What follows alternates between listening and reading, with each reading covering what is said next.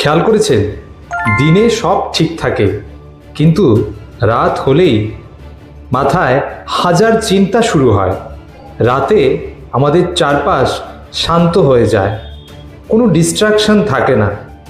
ঠিক তখনই মাথার মধ্যে হাজারো ধরনের চাপ, ভয়, রিগ্রেট বা আনআনসার্ড ফিলিং আসতে শুরু করে। বিশেষ করে যারা অ্যাংজাইটি বা স্ট্রেসে ভোগেন, তাদের ব্রেইন রাতে প্রবলেম সলভিং মোডে চলে যায়। তাই পুরনো কথা মনে হয়, ফিউচার নিয়ে ভয় হয়, আর ছোট ছোট বিষয়ও তখন খুব বড় মনে হয়।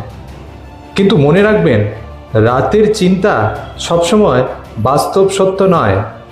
ওভার থিঙ্কিং কমাতে স্ক্রিন টাইম কমান, ডিপ ব্রিদিং করুন, আর নিজের মনকে একটু রেস্ট দিন।